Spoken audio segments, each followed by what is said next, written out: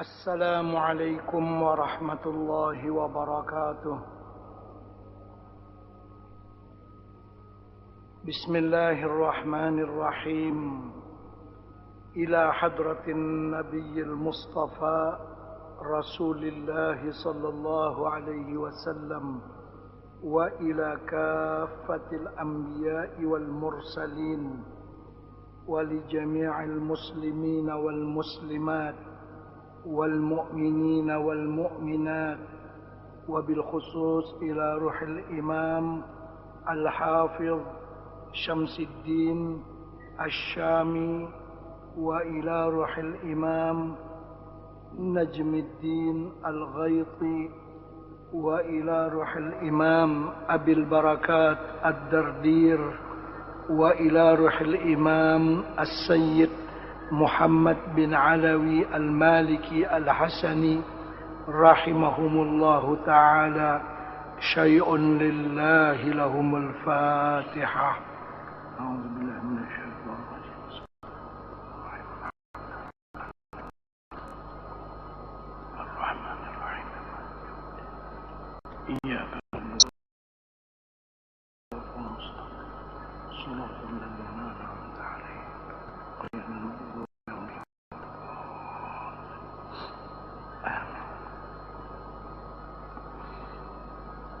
بسم الله الرحمن الرحيم.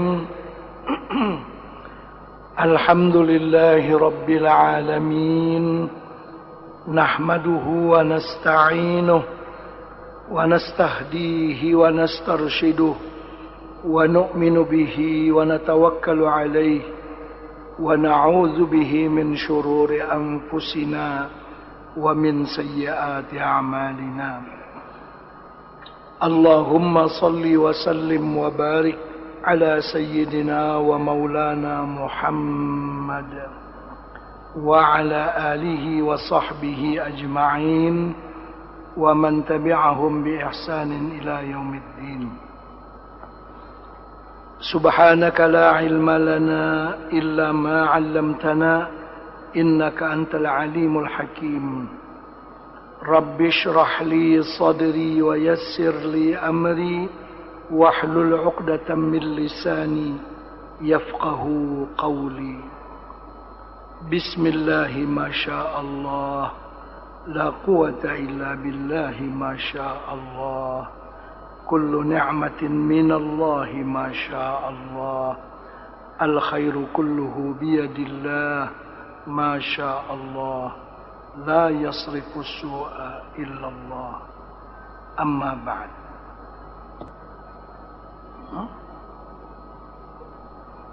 Bisa lagi pian mengiyasakan situ. Saya ulangi sekali, catat benar-benar ini. Jangan sampai lupa. Ini hadis yang sahih.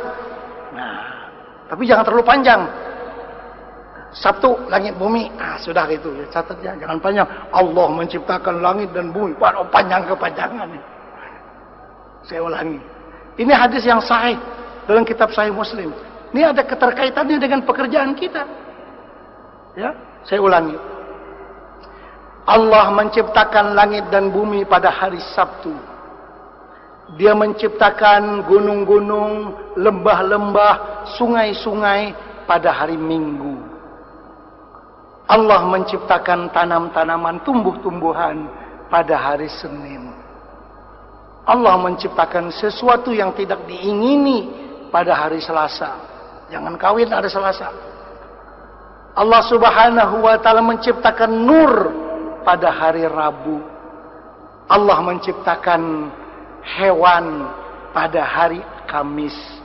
Allah menciptakan manusia pertama, Nabi Adam, pada hari Jumat atau malam Jumat. Karena itu yang kawin malam Jumat jangan parai. Ada hikmahnya. Ya kan? Karena Allah menciptakan Adam pada hari apa? Hari Jumat. Apalagi yang mandul berusaha.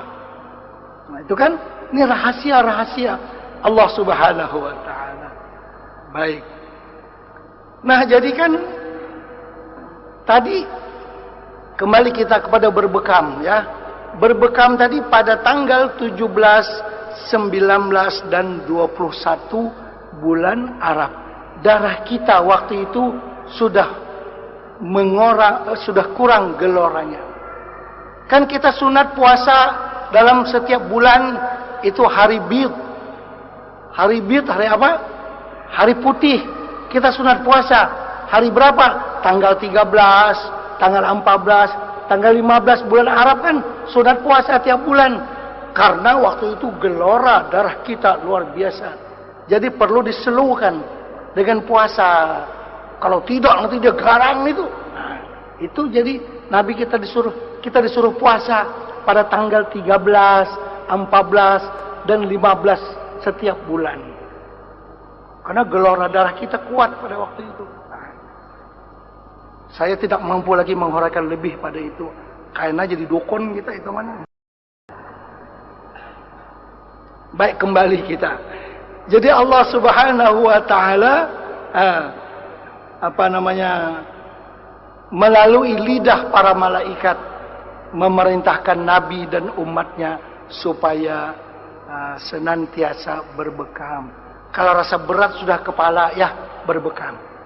Itu obat darah tinggi dan obat supaya sembuh daripada kencing manis dan yang lain-lain lagi. Baik, seterusnya. Selamat tinggal wahai penduduk langit. Suman hadara faqala li Jibril, mali lam ati ahla sama'in illa rahabu bi wa dhahiku li ghayra wahidin. Sallamtu alaihi faradda alayya salam wa rahhaba bi wa da'ali wa lam yadhaq li. Faqala dzalika malikun khazinun nar lam yadhaq mundu khuliqa walau dhahiqa li ahadin la dhahika laka. Kemudian turunlah baginda Nabi sallallahu alaihi wasallam, lalu baginda berkata kepada Jibril alaihi salam, "Aku heran, kenapa kalau aku bertemu dengan penduduk langit pasti semuanya akan ramah tamah menyambut kedatanganku, kecuali hanya ada seorang saja yang tidak ramah denganku, tidak ketawa dan tidak gembira memandangku. Aku memberi salam kepadanya, dia hanya menjawab tanpa sedikit pun senyum apalagi ketawa. Dia seakan-akan sedang marah." Jibril pun memberitahu Nabi, dia itu adalah malaikat Malik, penjaga neraka. Sememangnya dia tidak pernah ketawa gembira semenjak dia diciptakan. Kalau dia pernah ketawa dan senyum kepada seseorang, tentulah dia akan senyum dan ketawa gembira denganmu. Ya, ini soalan Nabi ya. Orang langit semua gembira dengan Nabi, kecuali satu orang itu aja. Cuma sekadar jawab, "Waalaikumsalam." Begitu ya. Enggak senyum, enggak apa-apa. Kan siapa orang itu? Oh, itu malaikat Malik itu. Pengawas, penjaga api neraka. Mukanya muka serius, muka algojo itu. Mesti serius. Kalau tidak, enggak bisa bertindak kan? Nah, itu malaikat Malik itu. Memang sedemikian dia punya penampilannya sebagai seorang algojo, kan, sebagai seorang yang menjadi ketua untuk api neraka di sana. Terus syaitan-syaitan bergentayangan di awangan. Falamma nazala ila sama'id dunya nazara ila asfala minhu fa idza huwa birahajin wa dukhanin wa aswatin. Faqala ma hadza ya Jibril? Qala hadhihi syayatinu yahumun ala uyuni bani Adam la yatafakkaruna fi malakutis samawati wal ard walaula dzalika lara'awul ajaib. Maka tatkala baginda Nabi sallallahu alaihi wasallam turun ke langit dunia, baginda melihat maksud langit dunia itu langit yang pertama, langit yang paling dekat dengan bumi. Terus baginda melihat ke bawah, maka ternampaklah gumpalan asap yang tebal dan suara bergemuruh yang membisingkan. Baginda Nabi bertanya, "Apakah gerangan kabus-kabus tebal dan suara bising ini wahai Jibril?" Jibril berkata, "Itulah tentara-tentara syaitan yang bersiap siaga menghalang pandangan mata anak-anak Adam, agar anak-anak Adam tidak dapat berfikir alam cakrawala langit dan bumi yang diciptakan Allah. Seandainya tidak ada sekatan daripada para syaitan itu, niscaya anak-anak Adam akan dapat melihat perkara-perkara yang menakjubkan. Pasti mereka takut dan tunduk patuh kepada Allah." Tapi itulah halangan daripada gumpalan malaikat di atas langit sana. Terus Nabi sallallahu alaihi wasallam turun dari langit di Baitul Maqdis dan terus pulang ke Mekah menaiki Burak. Dan Nabi sallallahu alaihi wasallam bertemu dengan beberapa rombongan dagang Quraisy. Thumma rakiba munsarifan famarra bi'irin li Quraisyin bimakani kadza wa kadza wa fiha jamalun alaihi ghararatani ghararatun sauda wa ghararatun bayda. فلما حاذ العير نفرت واستدارت وسرع ذلك البعير وانكسر. Kemudian baginda Nabi sallallahu alaihi wasallam turun ke bumi di Baitul Maqdis dan terus menaiki Burak dan berangkat pulang ke Mekkah. Dalam perjalanan balik tersebut, baginda Nabi sallallahu alaihi wasallam bertemu dengan beberapa rombongan dagang Arab Quraisy yang menaiki onta yang baru pulang dari negeri Syam menuju ke Mekkah di beberapa kawasan di padang pasir. Jadi begini, Nabi kita sampai ke langit yang pertama waktu turun dan terus turun ke Baitul Maqdis. Karena Burak kan diikat di mana? Di Baitul Maqdis. Lalu Nabi kita menaiki Burak dari Baitul Maqdis kembali ke Mekah. Dalam perjalanan Nabi kita dari Baitul Maqdis ke Mekah, Nabi kita menemui 3 rombongan dagang kepunyaan Quraisy. 3 rombongan dagang. Kan orang Quraisy ini seperti yang kita ketahui di Mekah ini nggak ada sumber kehidupan. Mau bertanam nggak bisa, airnya nggak cukup, ya kan? Orang-orang yang ada di Mekah sumber kehidupan mereka cuma berdagang, ekspor impor zaman dahulu pun. Li'ila fi Quraisy ila fihim rihlatash syita'i was-shaib. Orang Quraisy di musim panas berdagang ke negeri Syam, ke Syria. Di sana kan kurang panasnya. Negeri itu kurang panas di Syria. Sambil bercuti musim panas namanya begitu, sambil berdagang ke Syria.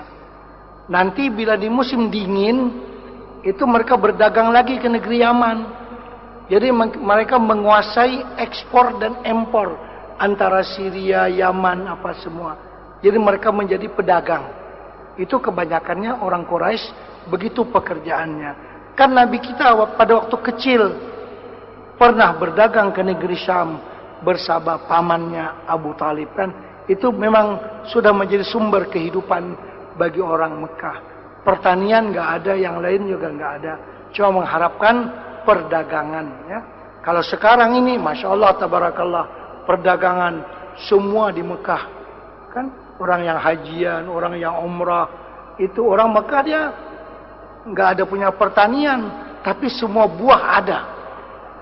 Pisang mau berpeterak ada di Mekah. Buah nanas ada, buah sawo ada, buah durian pun ada di Mekah. Ya kan? Karena Nabi Ibrahim zaman dulu yang diminta oleh Nabi Ibrahim bukan pohon. Warzuqhum minas samarat. Ya Allah, bagi rezeki orang yang ada di Mekah daripada buah-buahan. Yang diminta Nabi Ibrahim buahnya. Buah pisang banyak di Mekah. Pohon pisang kada tatamu pian. Buah apel banyak di Mekah. Pohon apel kada ada di Mekah. Itu kebenaran doa Nabi Ibrahim. Warzuqhum minas samarat. Berikan rezeki kepada mereka daripada buah-buahan. Buah apa aja ada. Buah petai ada di Mekah. Daripada Thailand, daripada India. Segala-gala yang daripada kita juga ada. Durian Bangkok banyak di Mekah. Jadi Nabi Ibrahim pintar. Kalau minta pohon, ya orang Mekah menjadi sibuk dengan pertanian. Mereka nggak sibuk dengan pertanian. Buahnya aja yang masuk sudah. Begitu. Ya orang kita kan pergi umrah, pergi haji, beli barang di Mekah ambil berkat. Itu barang semuanya made in China, bukan made in Mekah, ya kan? Kadang-kadang beli sandal jepit orang Indonesia justru made in Indonesia, tapi belinya di Mekah, dibawa kembali ke Indonesia, begitu ya. Luar biasa. Jadi perdagangan di Mekah ini memang begitu. Nah, sewaktu Nabi kita mengendarai Burak, kembali dari Baitul Maqdis ke Mekah, Nabi kita bertemu dengan 3 rombongan. Masing-masing rombongan. Ini besar artinya, karena nanti bila Nabi kita berkisah di Mekah, tadi malam aku di Isra dan di Mi'rajkan, orang Quraisy akan tanya, ada ketemu gak rombongan dagang kami? Nah, itu akan ditanya. Nabi kita nanti akan menjawabnya dengan baik. Ya. Yang pertama, katamu di Mambuun, di Tanjung. Yang kedua di Gunung Rambutan. Yang ketiga di Parak Panajam sudah. Nah, itu ada kisahnya. Jadi yang pertama nih Nabi kita ketemu rombongan, kan borak Nabi terbang merendah. Jadi onta-onta ini bertempiaran, takutan melihat ada lembaga, nah kayak hantu aja kita kan menurun begitu. Buka onta sampai ada yang pingsan dan yang patah kaki. Onta-onta orang Quraisy nih. Ini karena dikonfirmasi kan waktu di Mekah. Ujar Nabi kan rombongan yang pertama itu waktu saya merendah sedikit terbang, itu onta mereka menjadi lari ke sana kemari, bahkan ada yang patah kakinya. Nanti bila rombongan ini bulik sampai ke Mekah, ditakuni orang, bujur lah kayak itu. Bujur sebagai bukti bahwa Nabi kita memang pergi pada malam itu. Ini rombongan yang pertama. Terus rombongan yang pertama. Rombongan pertama, ada terdapat dalam rombongan tersebut seekor unta yang membawa 2 karung besar, satu berwarna hitam dan satu berwarna putih. Nah, itu Nabi kita tahu warna hitam, warna putih, karung dagangannya. Nah, terus.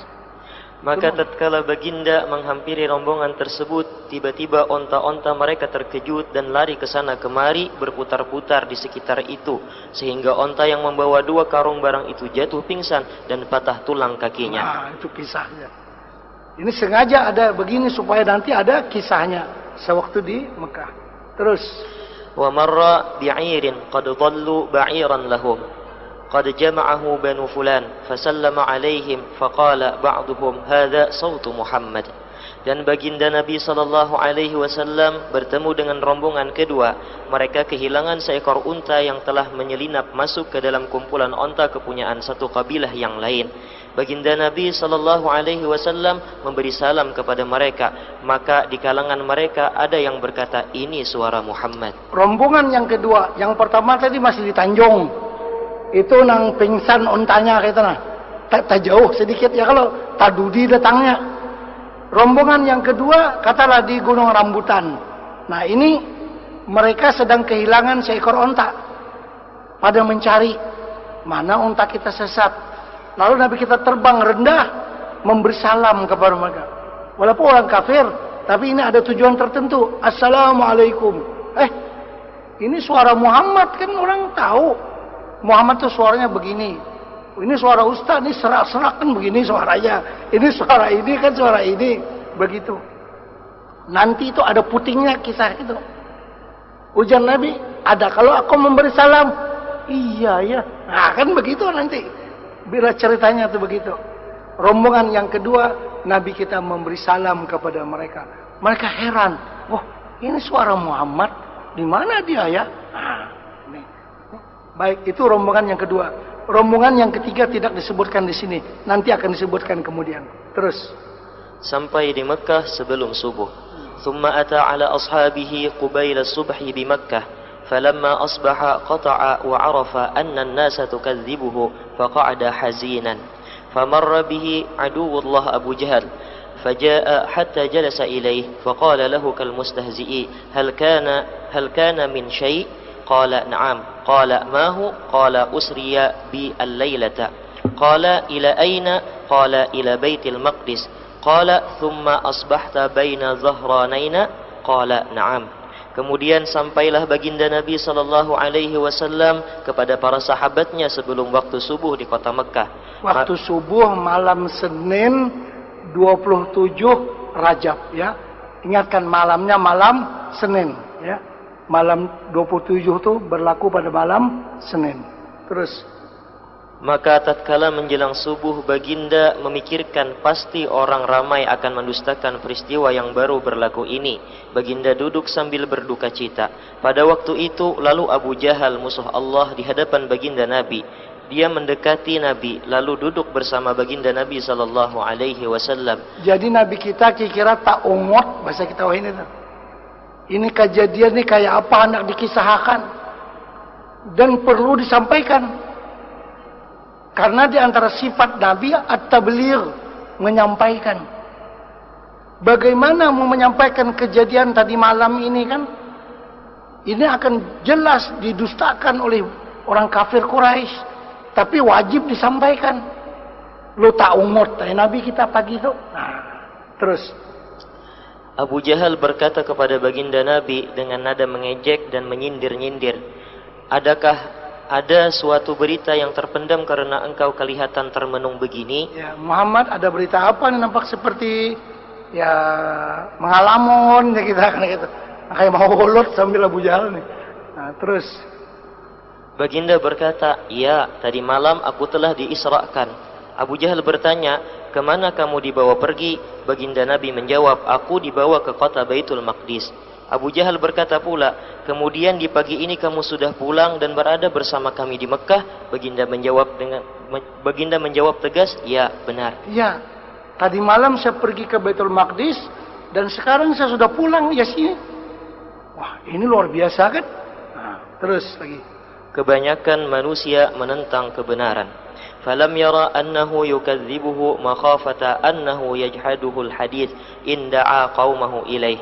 Qala ara'aita in da'awtu qaumaka atuhaddithuhum bima haddatsani? Qala na'am. Qala ya ma'syara bani Ka'b bin Lu'ay halummu fanqaddat ilayhi almajalis wa ja'u hatta jalasu ilayhima faqala haddits qaumaka bima haddatsani bih. Abu Jahal coba menyembunyikan sikap penolakannya kepada baginda karena khawatir baginda akan menafikan apa yang telah disampaikan kepadanya seandainya dia memanggil kaumnya berhimpun.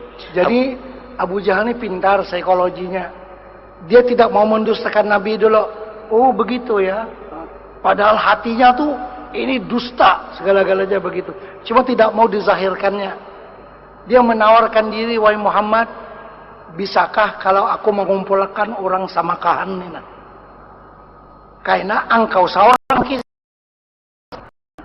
Ayo ja aku kahulu kahilir mengumpulkan orang. Silahkan kata Nabi. Nah, terus Pandangan kaummu, adakah kamu sampaikan kepada mereka apa yang telah engkau beritahukan kepadaku? Baginda Nabi berkata, "Ya, baiklah." Lalu Abu Jahal membuat pengumuman, "Wahai orang-orang Bani Ka'ab bin Lu'ay." Itu orang Quraisy. Wahai orang Quraisy. Terus "Datanglah berkumpul di sini semua." Maka terbentuklah satu perhimpunan besar. Mereka berhimpun bersama dengan baginda Nabi dan Abu Jahal. Abu Jahal kan ketua mereka. Mengumpulkan, silakan berkumpul semua-semua. Ya patuh orang dengan ketuanya. Terus Abu Jahal bertindak sebagai protokol majlis, lalu ia berkata, "Wahai Muhammad, ceritakanlah kepada kaummu berita sensasi yang engkau telah ceritakan kepadaku sebentar tadi." Ya Muhammad, silahkan. Kamu bicara seperti kamu sampaikan kepada aku tadi.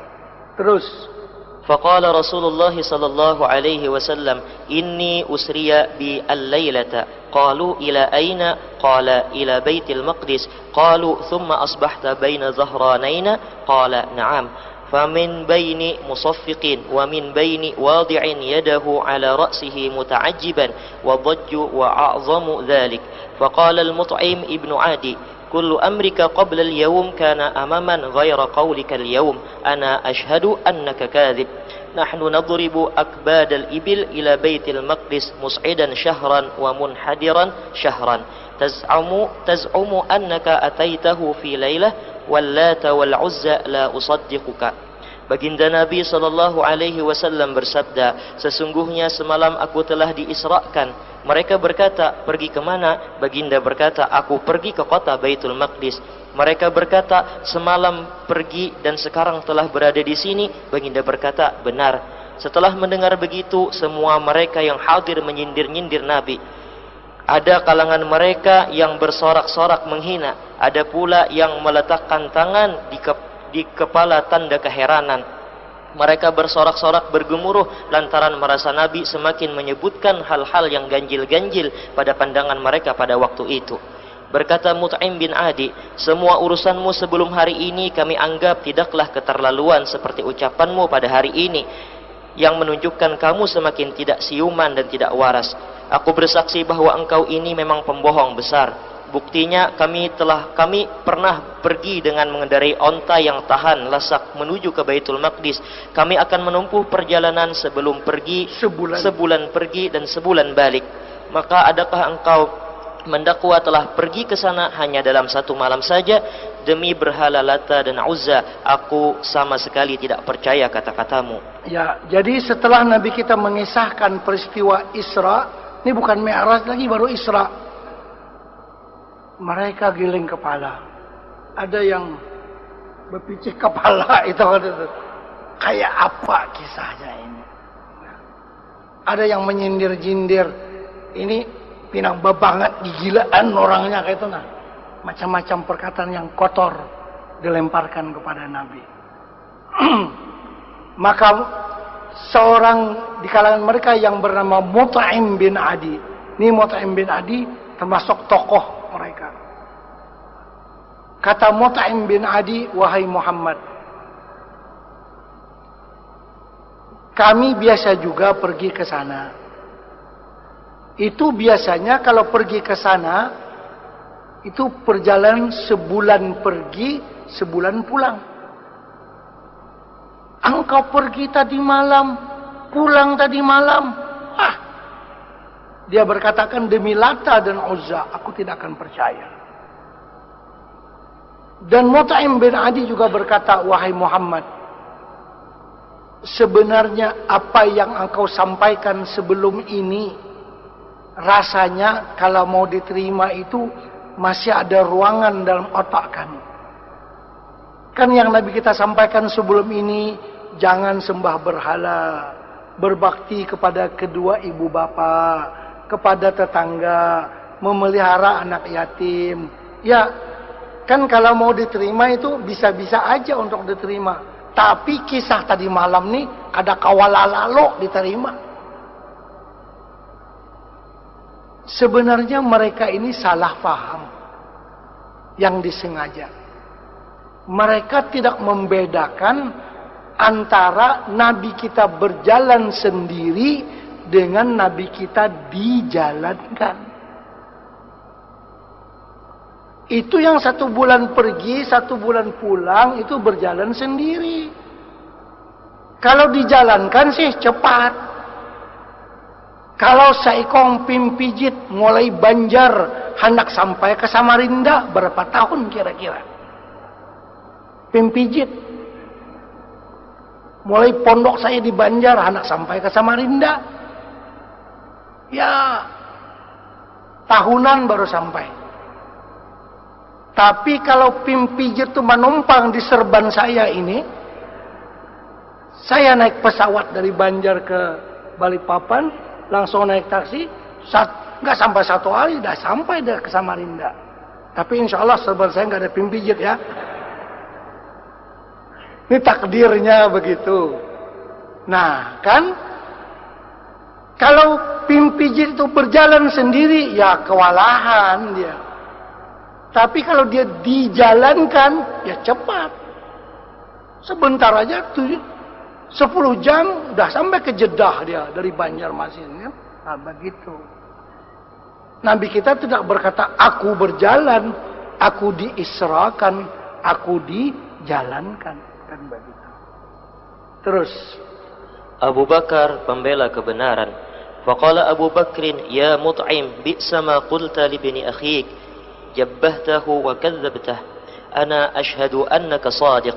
فقالوا يا محمد صف لنا بيت المقدس كيف بناؤه وكيف هيئته وكيف قربه من الجبل وفي القوم من سافر إليه فذهب ينعت لهم بناءه كذا وهيئته كذا وقربه من الجبل كذا Maka berkata Abu Bakar radhiyallahu anhu, "Wahai Mut'im, sungguh kasar kata-katamu kepada anak saudaramu.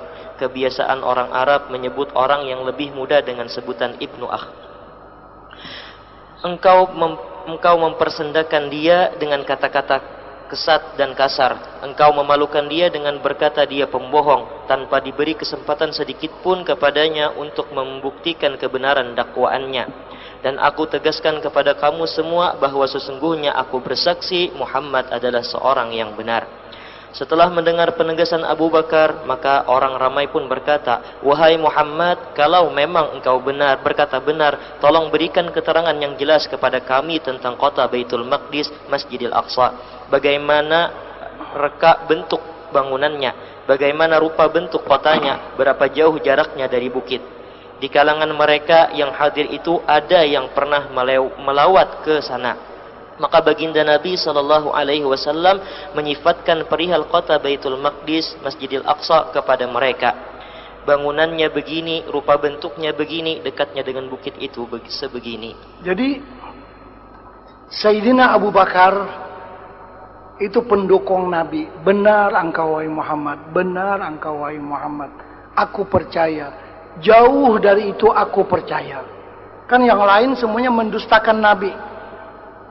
Ya di kalangan yang hadir tuh ada seorang, katalah seorang pengacara. Kan pengacara ini ngomongnya pintar. Bukan seperti kita-kita ini. Beginilah dia kata.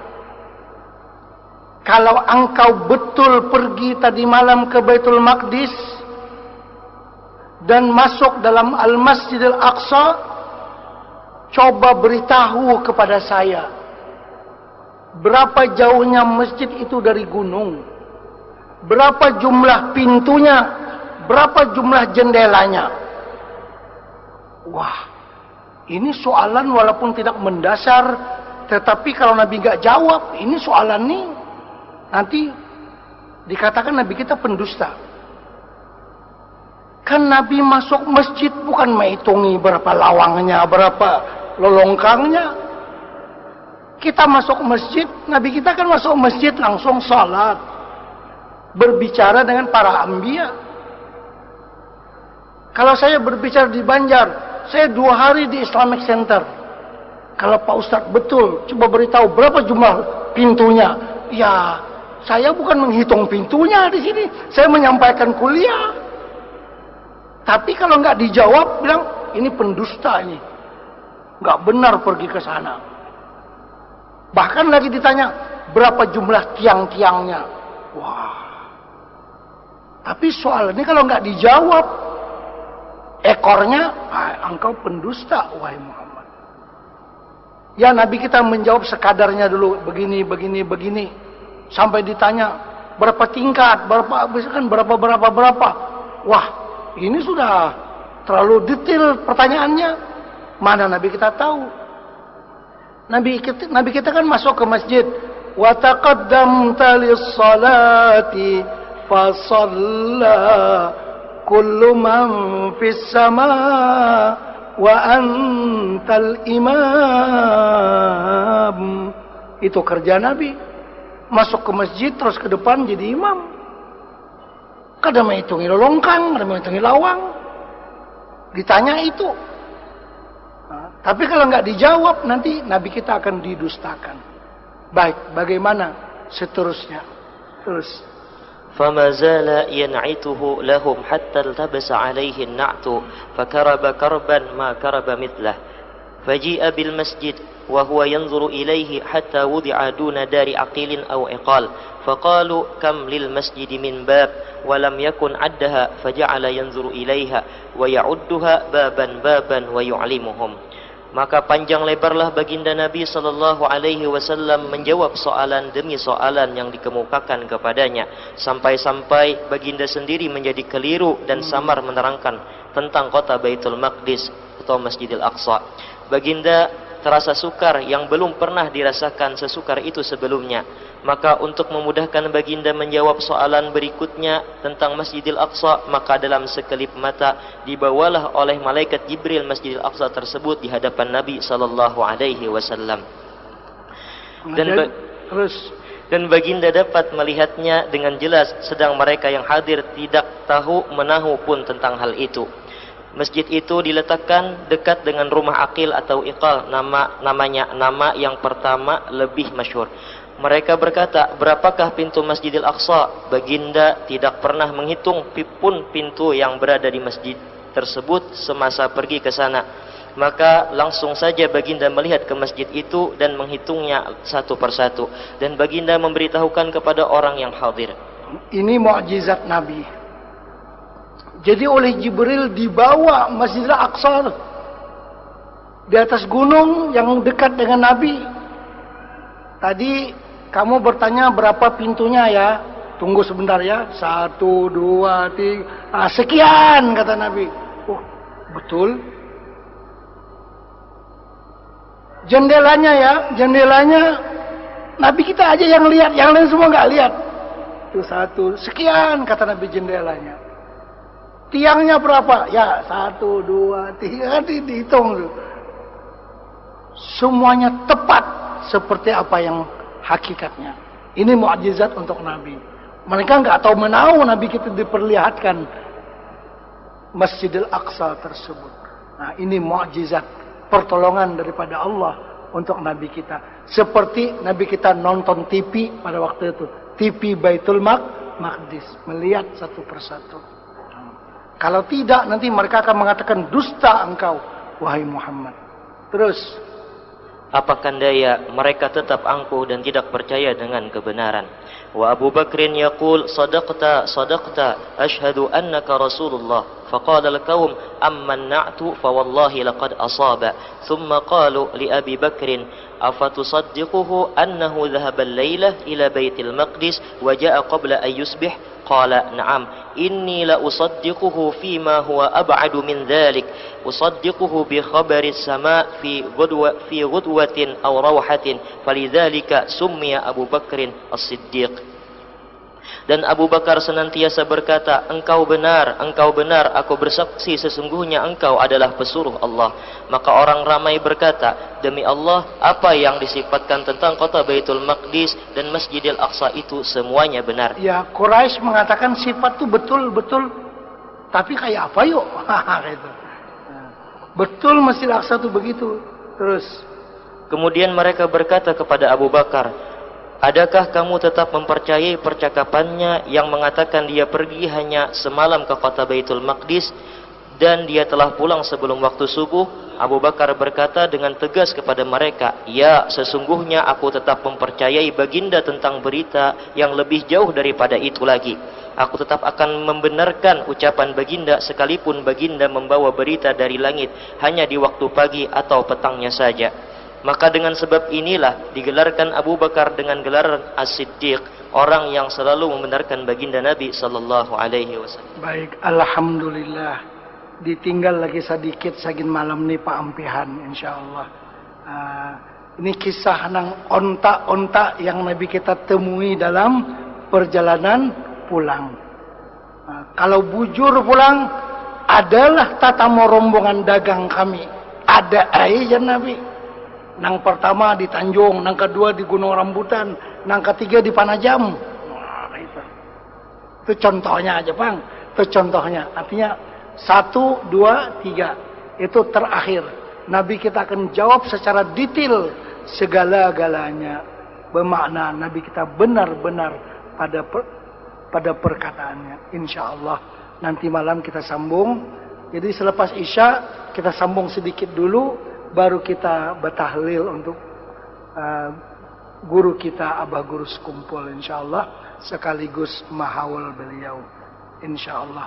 Dan sore hari ini, sekarang ini saya beri kesempatan dulu untuk jamaah perempuan wanita untuk ditandatangani supaya malam nanti kada takambuh lalaki bibini. Ini semua buku saya akan tanda tangan. Nah, cuma lihat dulu ya semua. Lihat dulu halaman 238. Kalau enggak tulis nama, saya enggak mau tanda tangan. Silahkan ibu-ibu tulis namanya ya, di halaman 238. Ibu-ibu didahulukan sore ini. Supaya nanti malam kan laki-laki aja. Jadi tidak tercampur. 238, tulis nama masing-masing di situ. Hah? Bisa dibawa, bisa dibantu. Bisa juga dibawakan nggak Bapak? Nanti saya tanda tangan pada halaman 239. Antum nanti dulu insyaallah. Kita bagi kesempatan kepada perempuan dulu. Iya ya. Yang laki-laki minta maaf ya nanti malam. Biar bibinian kau bulik dulu. Insyaallah. Tolong diambil akan dan tolong dibantu akan insyaallah. Kita tutup majelis dulu dengan surah Al-Fatihah.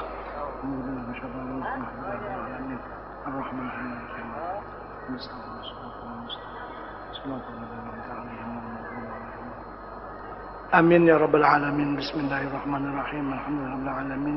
Wassalatu wassalamu ala sayyidina Muhammadin wa ala alihi wa sahbihi ajma'in. Allahumma anfa'na bima 'allamtana wa 'allimna ma yanfa'una wa zidna ilma warzuqna fahma. Wa sallallahu ala sayyidina Muhammadin wa ala alihi wasallam. Walhamdulillahi rabbil alamin.